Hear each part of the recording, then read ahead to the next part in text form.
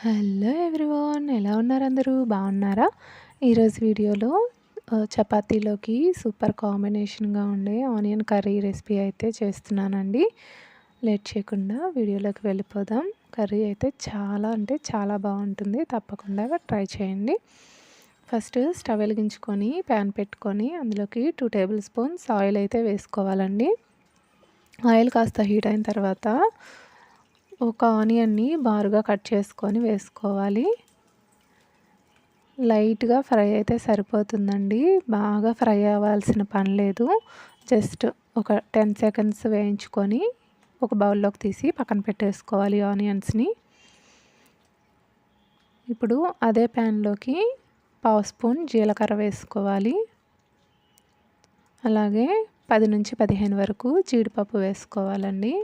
ఇవి కొంచెం లైట్గా వేగిన తర్వాత చిన్నగా కట్ చేసి పెట్టుకున్న ఒక ఆనియన్ని అలాగే 2 పచ్చిమిర్చిని వేసి వేయించుకోవాలి.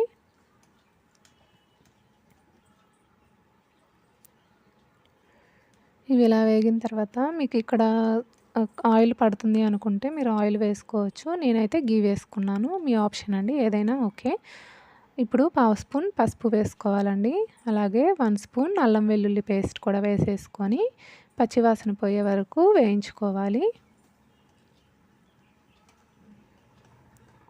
పచ్చి స్మెల్ పోయే వరకు వేయించుకున్న తర్వాత 3 టమాటాలని పేస్ట్లా చేసుకొని ఈ ఆనియన్స్లోకి వేసేసుకొని కలిపేసుకోవాలండి.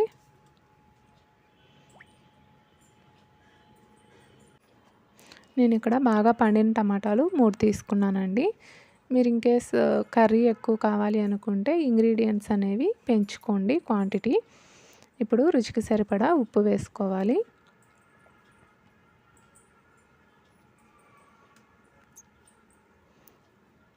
ఇదంతా కూడా ఆయిల్ సపరేట్ అయ్యేంత వరకు కూడా ఉడికించుకోవాలండి.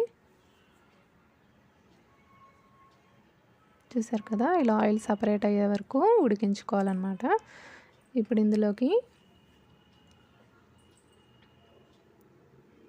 పెరుగు వేసుకోవాలండి. 2 టేబుల్ స్పూన్స్ పెరుగు వేసుకుంటున్నాను. ఇది మొత్తం కూడా బాగా కలిసేటట్టు కలిపేసుకోవాలి.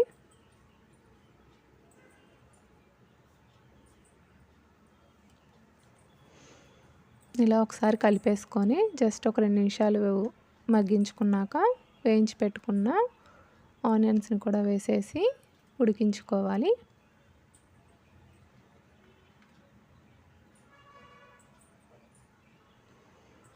ఇలా ఒక 5 నిమిషాలు ఉడికించుకోవాలండి.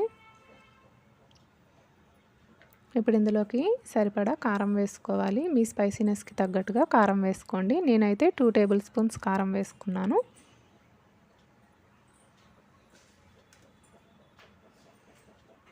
ఇప్పుడు ఇందులోకి ఒక అర గ్లాసు వాటర్ అయితే వేసుకోవాలి.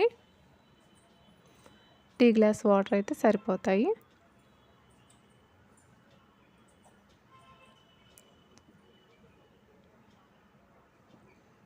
ఒకసారి చక్కగా కలిపేసుకొని మధ్య మధ్యలో తిప్పుకుంటూ కర్రీ మొత్తం దగ్గర పడే వరకు కూడా ఉడికించుకోవాలండి.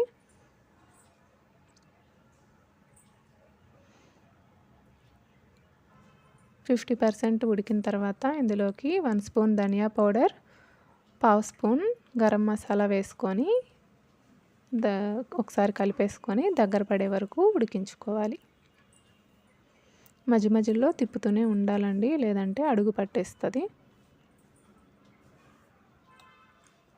చూసారు కదా, కర్రీ దగ్గర పడిపోయింది. ఇలా ఉంటే సరిపోతుందండి. ఇంకా కొత్తిమీర వేసుకొని స్టవ్ ఆపేయాలి. అంతేనండి. చూసారు, చాలా సింపుల్గా ఈజీగా కర్రీ అయితే చేసేసుకోవచ్చు. ఇది చపాతీలోకి చాలా అంటే చాలా బాగుంటుంది. తప్పకుండా మీరు కూడా ట్రై చేయండి. మీకు కనుక వీడియో నచ్చితే ప్లీజ్ లైక్ చేయండి, షేర్ చేయండి, సబ్స్క్రైబ్ చేసుకోండి. Thanks for watching.